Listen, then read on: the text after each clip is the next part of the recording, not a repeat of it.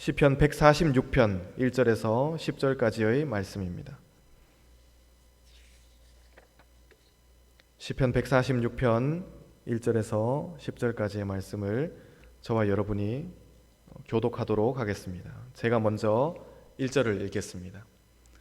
할렐루야, 내 영혼아 여호와를 찬양하라. 나의 평생에 내 하나님을 찬송하리라.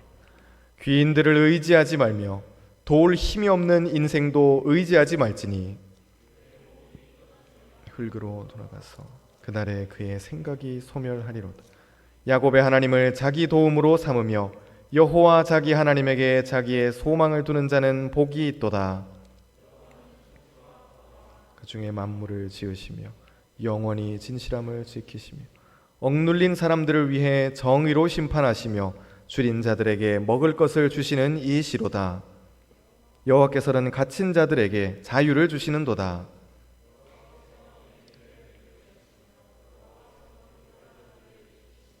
여호와께서 의인들을 사랑하시며 여호와께서 나그네들을 보호하시며 고아와 과부를 붙드시고 악인들의 길은 굽게 하시는도다. 시온아, 여호와는 영원히 다스리시고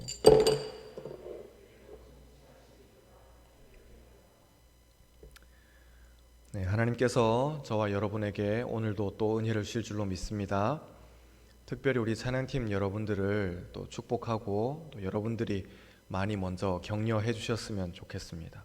그래서 한 달 동안 찬양팀을 섬기진 않지만은 오히려 더 삶의 자리에서 그렇게 하나님 더 찬양하고 각자의 자리에서 예배드리는 찬양팀과 또 저와 여러분 모두가 되었으면 좋겠습니다. 오늘 우리가 읽은 말씀 시편 146편은 야곱을 도우시는 하나님이라는 주제입니다. 야곱의 하나님, 자기의 하나님을 이 도움으로 삼는 야곱의 이야기인데 우리가 야곱의 이야기를 좀 기억해 볼 필요가 있습니다. 야곱은 이름 자체가 붙잡는 사람입니다. 무언가를 이렇게 딱 캐치하는, 붙잡는 그 모양입니다. 그가 태어나면서부터 쌍둥이 동생으로 태어났지만 형이 먼저 어머니의 배에서 이렇게 나올 때 형의 발목을 붙잡았다고 그렇게 이야기하고 있습니다. 지금 우리가 들었을 때에는 참 이해가 안 되는 이야기고 어려운 이야기일 수 있는데 야곱은 태어나면서부터 누가 잘 되는 꼴을 못 봤던 그런 사람입니다.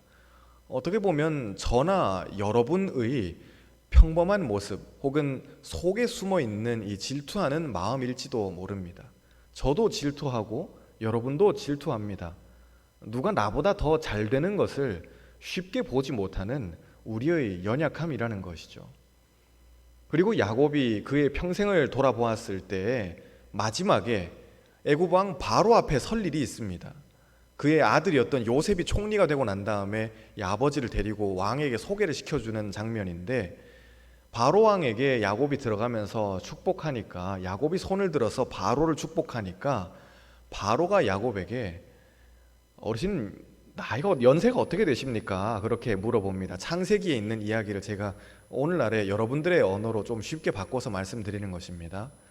어르신 연세가 어떻게 되십니까? 그렇게 왕이 야곱에게 질문하니까 제 나이가 지금 이 정도 되었습니다.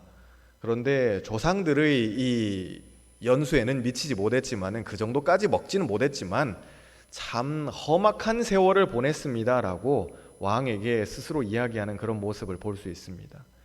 야곱의 삶은 어떻게 보면 고난의 종합 선물 세트 같은 그런 인생입니다. 우리 같으면 이 정도 태풍은 한 방만 맞아도 그냥 인생이 끝날 수 있겠다라고 하는 그런 태풍을 야곱은 3개, 4개, 5개씩 맞으면서 끝도 없이 그렇게 전진만 하는 사람이었습니다. 형에게 장자권을 속임수를 써서 빼앗고 난 다음에 형이 자기를 죽이겠다고 이렇게 소리 지르면서 날뛰는 것을 보고 도망치죠. 그때 자동차도 없고 비행기도 없던 시절에 2000km 넘는 길을 도망쳐서 자기의 외삼촌 집으로 도망갑니다. 우리가 누군가에게 쫓긴다는 것은 굉장히 안 좋은 경험이겠죠. 저도 여러분도 그럴 일이 없기를 바랍니다.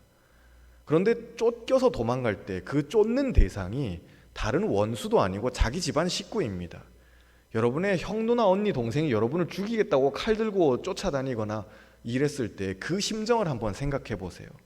절대 살아도 사는 것이 아닐 것입니다. 그런데 야곱은 자기를 죽이겠다고 이 미쳐 날뛰는 이 형을 피해서 외삼촌의 집으로 도망가서 거기에서 14년을 보냅니다. 자기 편이 아무도 없는, 믿을 만한 사람이 아무도 없는 그 동네에 혼자 가서 품삯도 못 받고 그렇게 14년을 일합니다. 정확하게 이야기하면 품삯을 받았지만 야곱의 입장에서 생각했었을 때 이건 내가 정당하게 일해서 받은 돈이라고 할 수 없는, 야곱이 돌아갈 때 결국 그가 데리고 갔던 것은 이 4명의 아내와, 우리 형제 여러분들 할렐루야, 4명의 아내와 그리고 그에 딸린 자녀들 그리고 가축들이었었어요.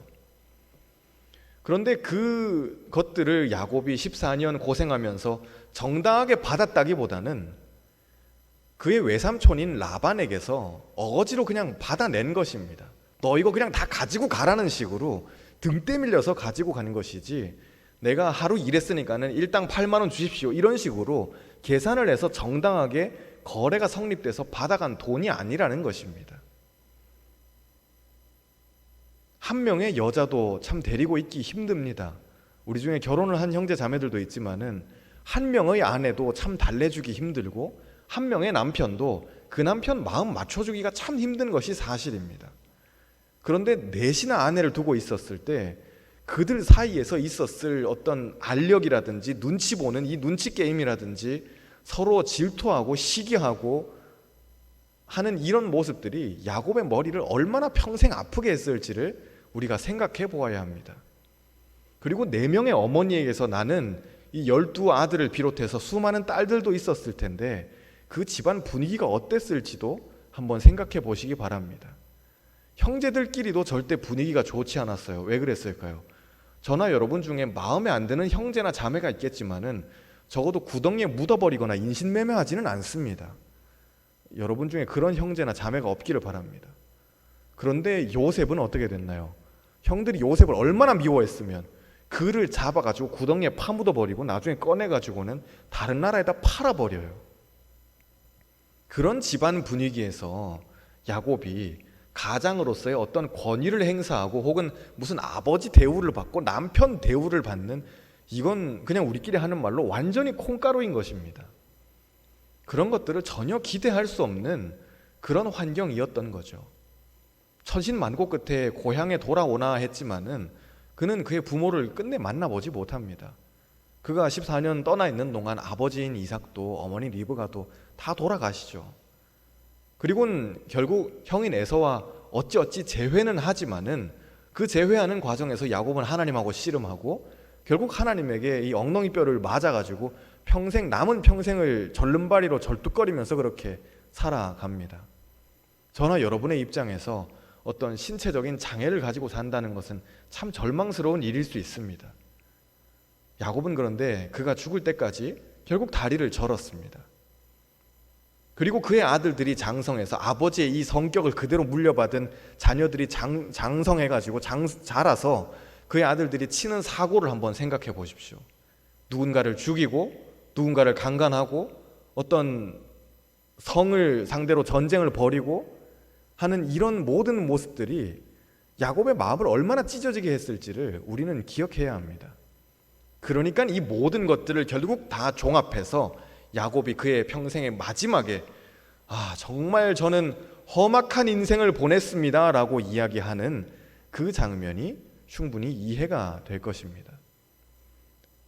야곱은 정말 열심히 사는 사람이었습니다. 정말 오뚜기가 이 자기 명함을 내밀지 못할 정도로 그는 참 열심히 사는 사람이었습니다. 그러니까 우리 같으면 이거 한 방만 맞아도 끝나겠다 싶은 그런 태풍을 맞이하면서 아들들이 사고치고 아내들끼리 머리끄덩이 잡고 싸우고 혹은 누가 또 무슨 사고치고 내가 어떤 잘못하고 이런 부분들을 계속 뛰어넘고 또 뛰어넘고 또 뛰어넘고 하면서 계속해서 그렇게 자기의 삶을 살아왔던 것이죠.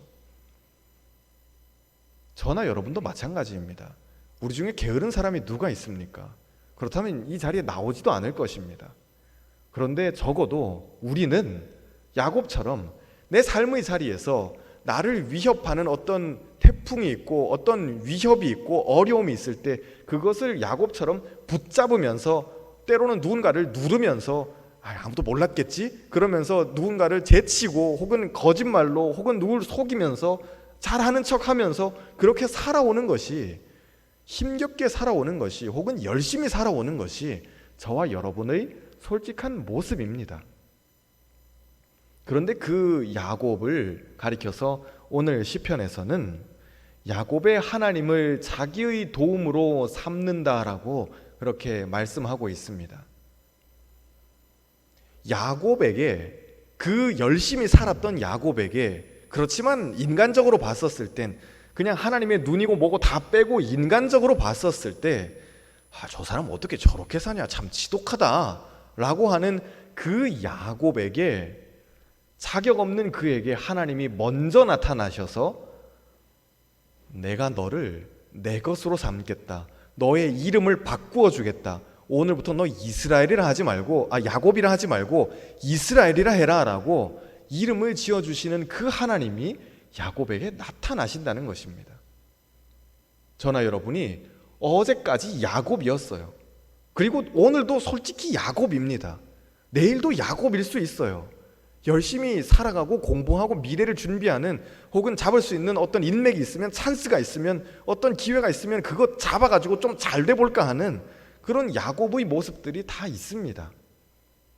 그게 나쁘다는 것이 아니라 그렇게만 사니까 나쁘다는 것입니다.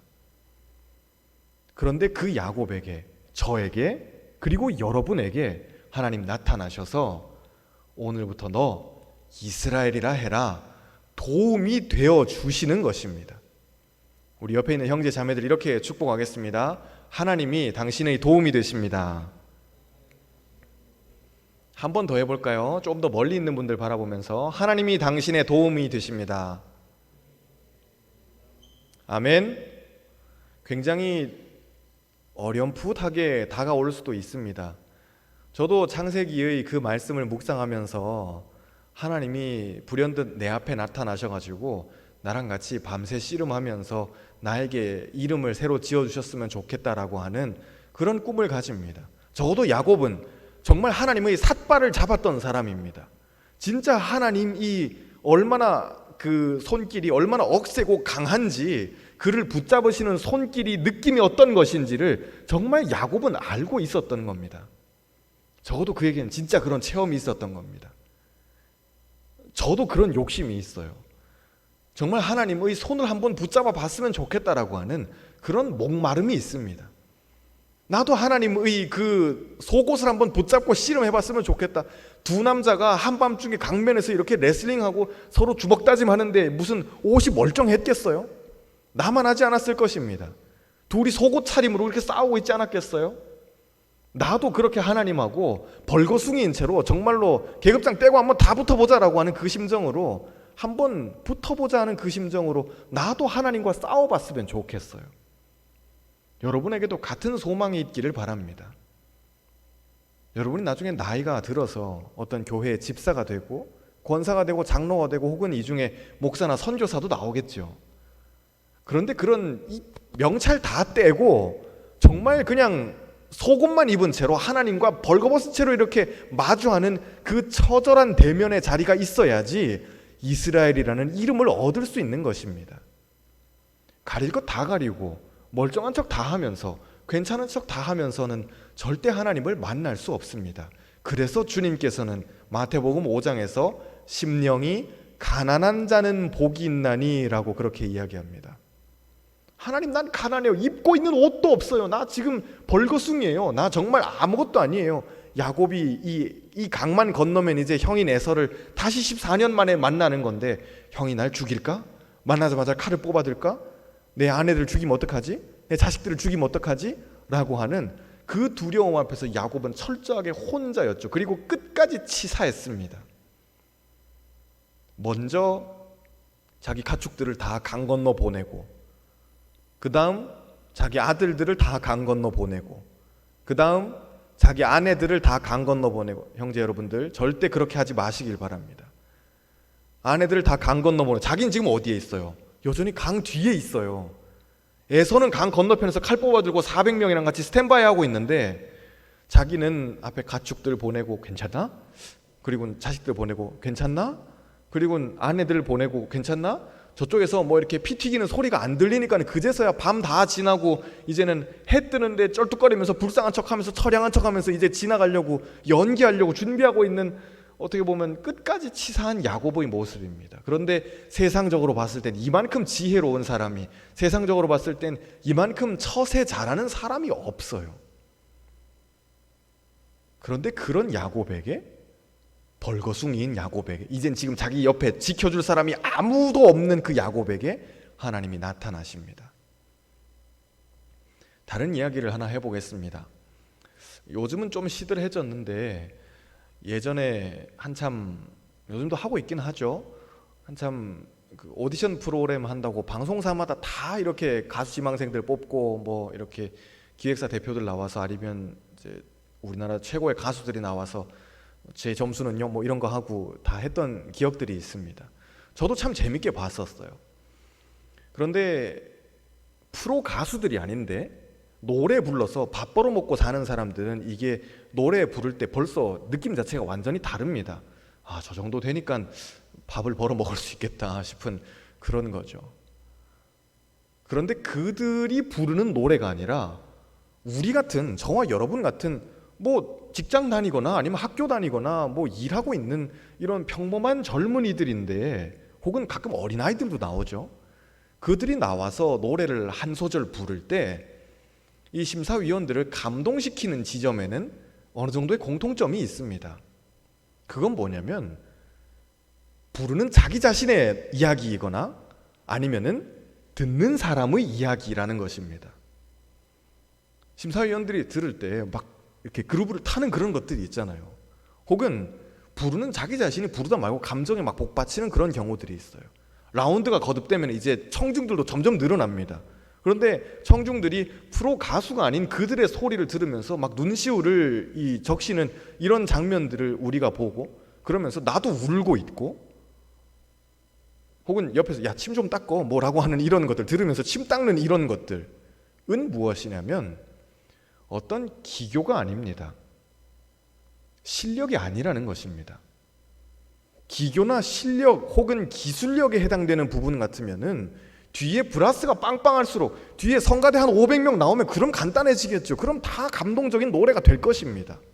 콰이어가 그 정도 나오면 되지 않겠어요?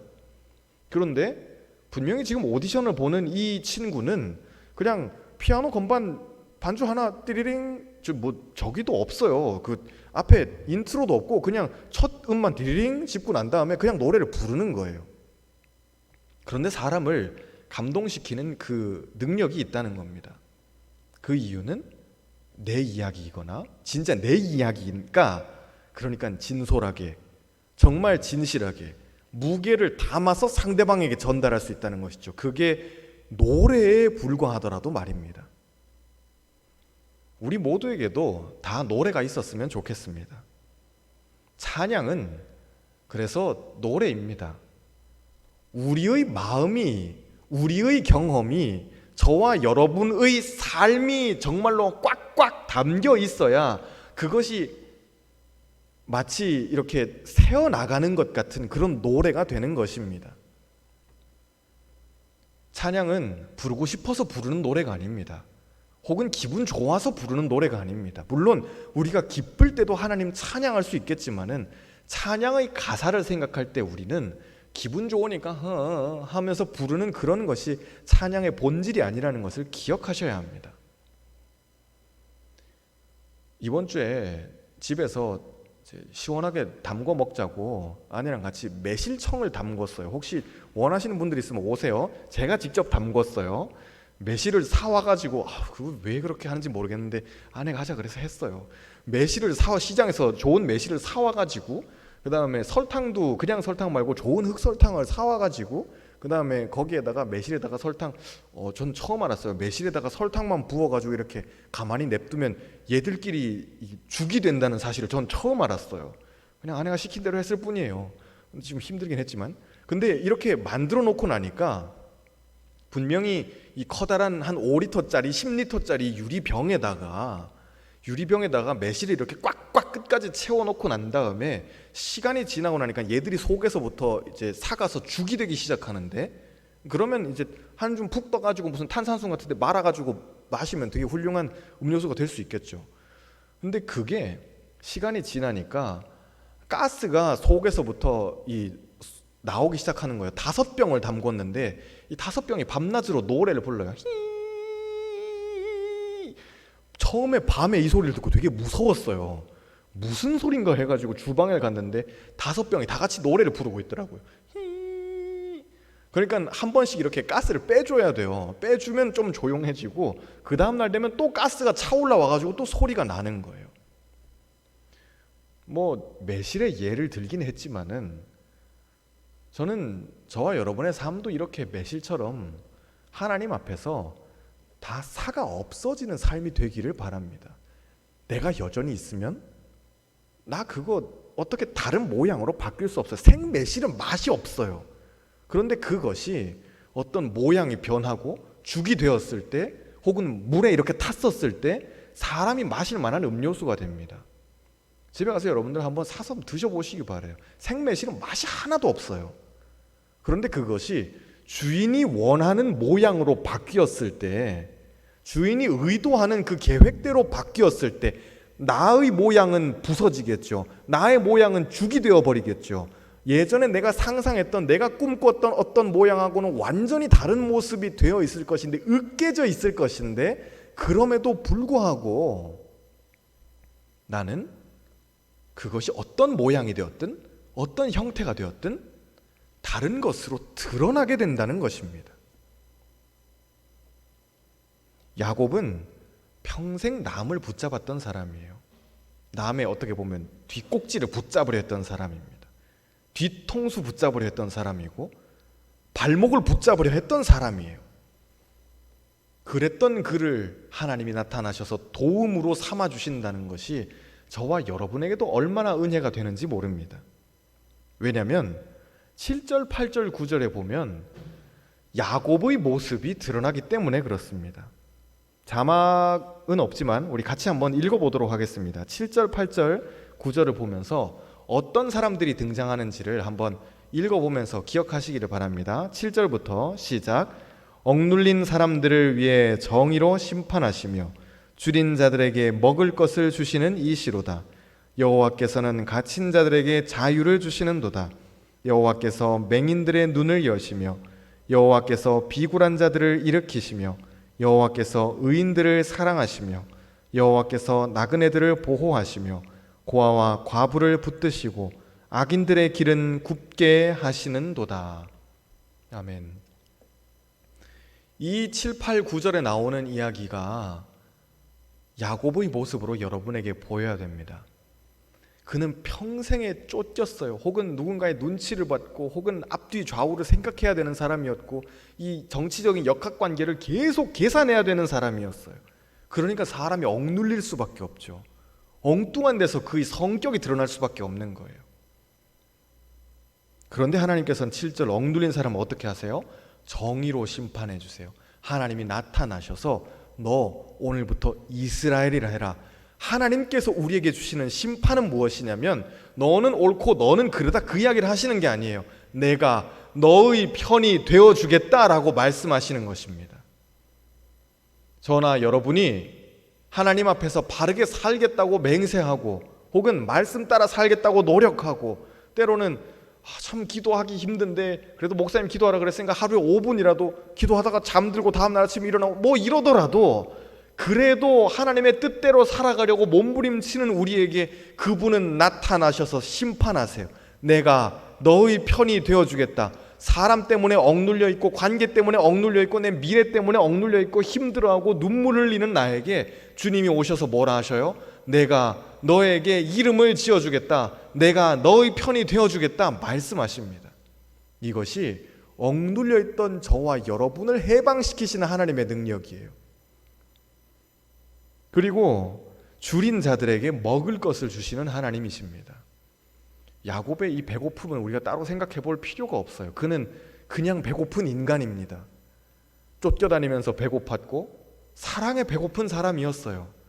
그러니까 이 여인을 하나 얻어서 모자라가지고 또 하나 더 얻고 또 얻고 또 얻고 이게 상황이 좀 이렇게까지 굴러가면 아유 되었습니다, 그냥 그만둬요 라고 할 수 있을 텐데, 저나 여러분 같은 평범한 성인 남자들 같으면은 아내가 2번이 들어오고 3번이 들어오고 4번이 들어오면 아유 되었어요, 그냥 조용히 살아요 라고 할 수 있을 텐데, 야곱은 그 처들을 다 취해요. 다 취해서 다 아들 딸들을 다 낳아요. 그것만 봐도 그가 얼마나 욕심 많은 사람인지, 그가 얼마나 사랑에 목말라 있는 사람인지를 알 수 있습니다. 한 여자의 사랑으로는 만족을 못하는 인간이라는 거예요. 그것이 야곱의 모습이고 동시에 저와 여러분의 약한 모습입니다. 그런데 하나님께서는 줄인 자에게 뭘 하세요? 먹을 것을 주십니다. 세상은 근본적으로 우리에게 먹을 것을 줄 수 없습니다. 잠깐 주어지는 빵이겠지만 그 빵 먹고 돌아서면 저녁에 또 배고픕니다. 내가 정신적으로 뭔가를 만족할 만한 뭔가를 했어요. 그렇지만 뒤돌아서면 또 어떻게 돼요? 또 배고플 것입니다.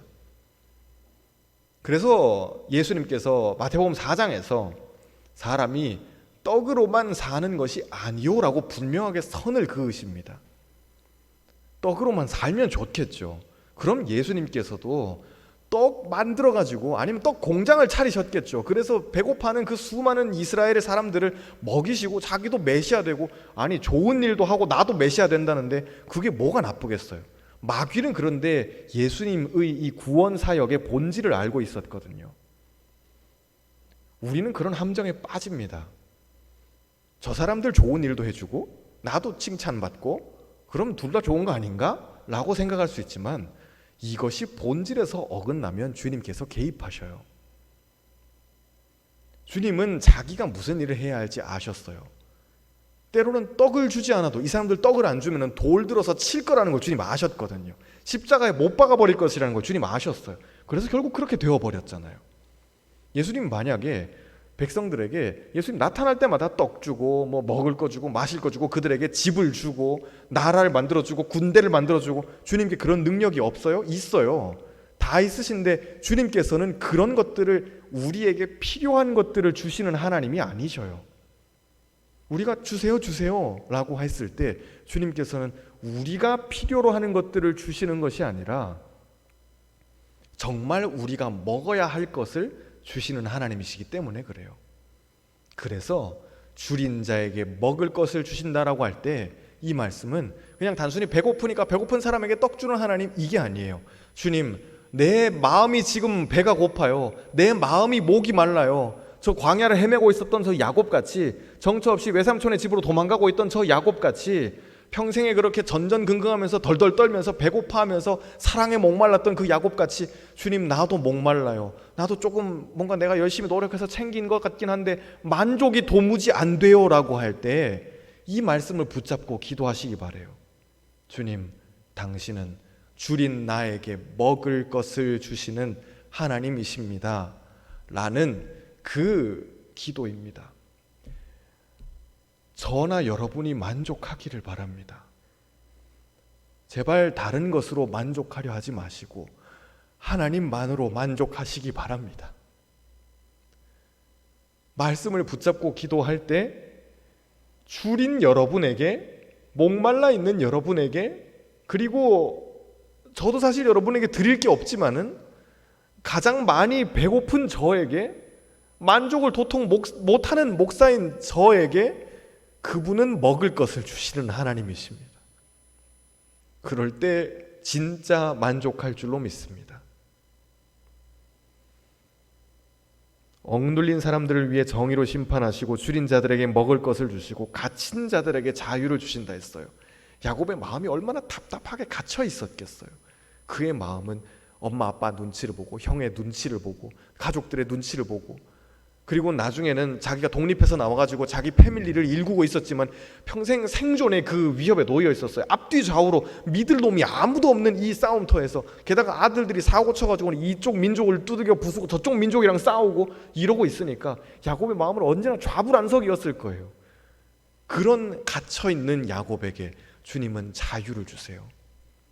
혹 여러분 중에 저는 너무 갇혀있어요, 너무 힘들어요, 상황 때문에 갇혀있어요, 어디로 가야 될지를 모르겠어요, 어떻게 돌파를 해야 될지 모르겠어요 라고 하는 분들이 있다면 이 말씀을 붙잡고 기도하시길 바라요. 기도할 때 가장 좋은 기도는 주님 이거 해주세요 저거 해주세요 그 부르는 게 아니에요. 그건 좀 이따 하셔도 돼요. 뭘 먼저 말씀하시냐면 작동하는 기도에 대해서 제가 말씀드리는 거예요. 작동하는 기도예요. 기계적으로 말씀드리자면 하나님의 이름을 부르는 거예요.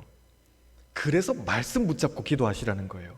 주님, 당신은 줄인 자에게 먹을 것을 주시는 하나님이십니다. 주님, 당신은 하나님 먹을 것을 주시는 하나님이잖아요. 나에게 먹을 것을 주시는 하나님이잖아요. 나를 만족시켜 주시는 하나님이잖아요. 나를 배부르게 하시는 하나님이잖아요.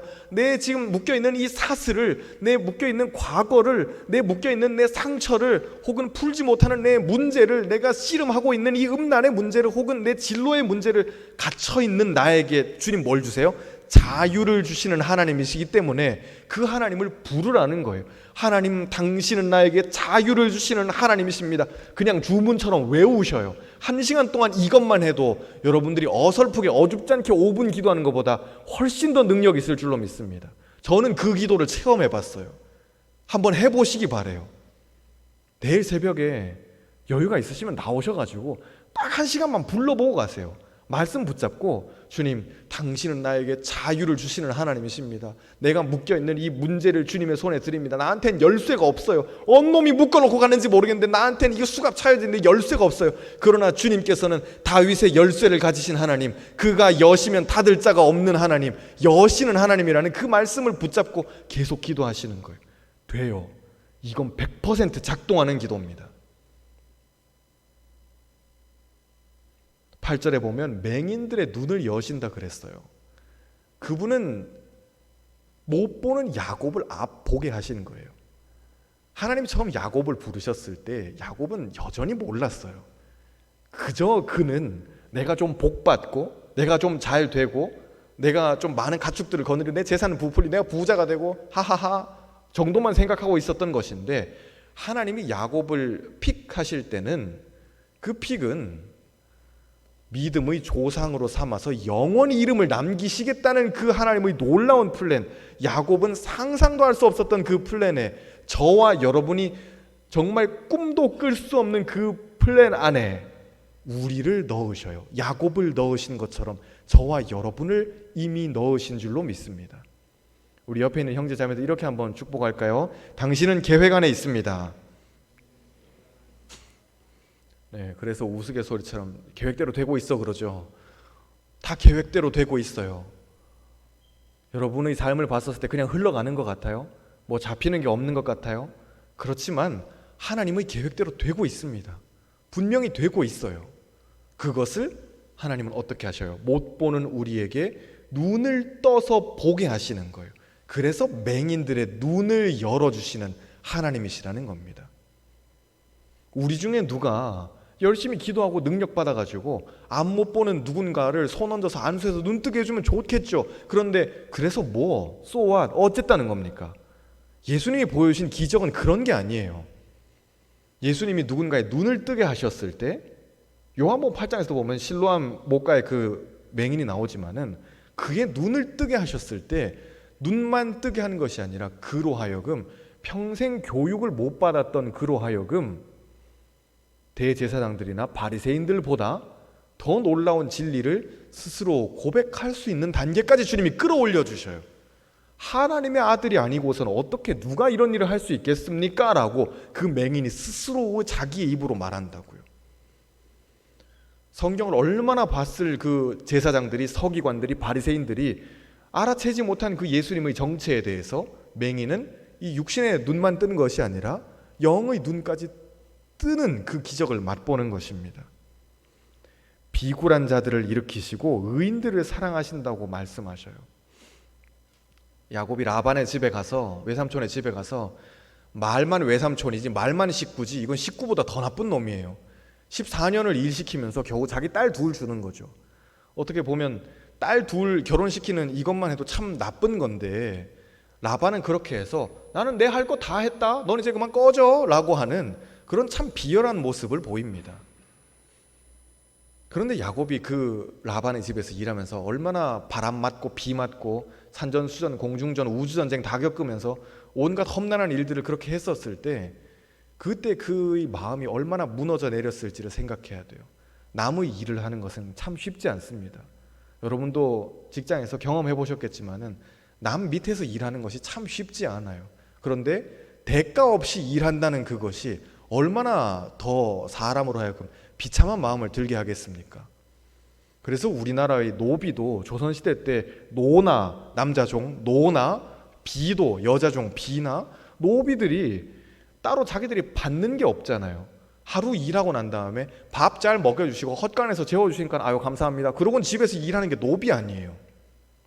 그런데 그런 노비들의 신세가 되어서 자기 외조카인데 조카를 그렇게 부려먹는 삼촌 밑에서 짝소리도 못하고 살아야 되니까 여기서 나가면 자기 갈 데가 없으니까 여기서 일하는 그 야곱의 심정이었는데 하나님께서는 야곱을 들어서 그렇게 비굴한 자에서 의로운 자라고 칭해 주시고 하나님이 인도해 주시는 것을 볼 수 있습니다. 그리고 9절에 나그네들을 보호하시고 고아와 과부를 붙드신다고 그렇게 이야기하시죠. 나그네와 고아와 과부는 공통점이 있습니다. 뭘까요?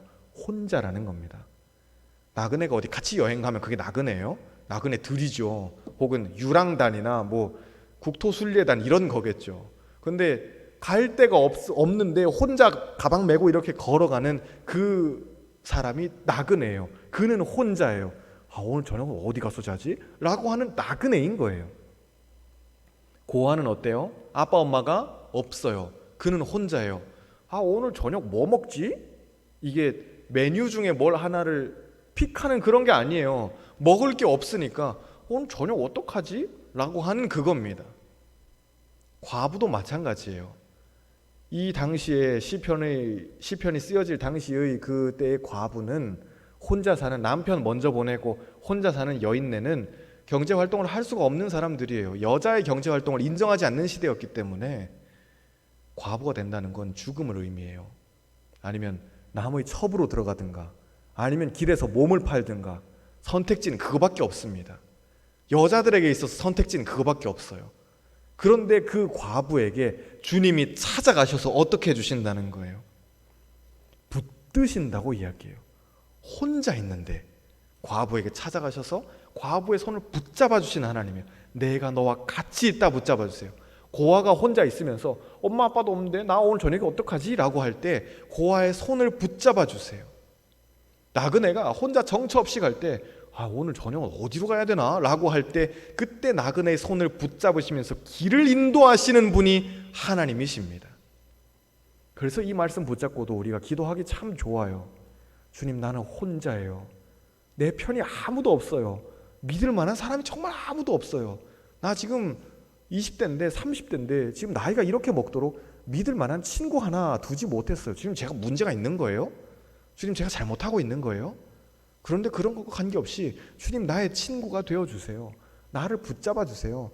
먼저 찾아오신다 그랬잖아요. 나를 붙잡아 주세요 라고 그렇게 기도할 때 응답받을 줄로 믿습니다.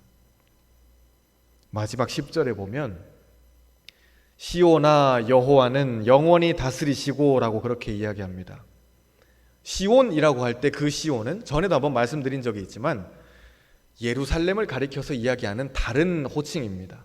그런데 특별히 지명으로서의 어떤 예루살렘이 아니라 그 예루살렘 가운데 하나님이 임재하실 때, 하나님이 예루살렘에서 제사를 받으실 때, 혹은 예배드리고 난 다음에 이스라엘 백성들이 기쁨으로 자기들의 떡을 나눠 먹으면서 교제할 때 그 자리를 가리켜서 시온이라 합니다. 그러니까 좀 더 우리의 상황에 맞게 대입하자면은 우리 예배당은 예루살렘이라 할 수 있겠죠. 어떤 한 자리를 정해놓고 모이는 것일 테니까. 그런데 시온은 무엇일까요? 저와 여러분 공동체입니다. 같이 모여서 하나님께 예배드리고 기도하고 말씀 듣고 일주일 동안 나도 이렇게 좀 열심히 살아봐야지, 좀 더 기도를 해야겠다, 좀 더 사랑해야지, 좀 더 헌신해야지 라고 결단하고 난 다음에 흩어져서 같이 마을 모임하고 맛있는 거 먹고 교제하는 이 자리가 시온이라는 것입니다. 시온은 어떤 사람들이 모이는 곳일까요? 하나님의 마음을 가진 사람들, 내 옆에 있는 이 야곱이었던 나를 구해주신 하나님의 마음을 가지니까 내 옆에 있는 야곱이 보이는 거예요. 억눌려 있는 야곱이 보이는 것이고, 배고파하는 야곱이 보이는 것이고, 이 갇혀 있는 이 야곱이 있는 것이고, 고아 같은, 과부 같은, 나그네 같은 그 야곱이 보이는 거예요. 왜? 나도 야곱이었으니까. 이 은혜가 있기를 바랍니다. 근데 야곱이었던 나를 하나님 만나주시고, 나를 풀어주시고, 나와 같이 있어주시고, 내 배를 채워주시고, 나를 의롭다 해주시는 그 은혜를 체험했으니까, 그러니까 내 옆에 있는 야곱에게 힘들어, 같이 밥 먹고, 어려워, 내가 도와주시는 걸 도와주고, 기도가 필요하면 기도하고, 알릴 수 있으면 같이 알려가지고 십시일반 뭐라도 좀 해주고, 같이 축하해주고, 같이 마음을 나눠주고 하는 그것입니다. 바라기는 저와 여러분 한 분 한 분이 새로운 한 주 동안 야곱을 도우시는 그 하나님을 만나길 바라고, 또 그 하나님의 마음을 가지고 내 옆에 있는 그 야곱들을 도우면서 하나님의 이름을 드러내는 우리 청년 여러분 되시기를 주님의 이름으로 축복합니다. 제가 기도하겠습니다. 우리의 기도를 들으시는 하나님 감사합니다. 우리가 이전에 야곱이었지만 하나님께서 나를 붙드시고 보호하시고 인도하시면서 이스라엘로 세워주시는 줄로 믿습니다. 그 은혜를 하나님 잊지 않게 하시고, 내가 먼저 은혜 받은 사람답게 나도 은혜를 나누며 사는 야곱과 같은 인생 될 수 있도록 인도하여 주옵소서. 예수님의 이름으로 기도하옵나이다. 아멘.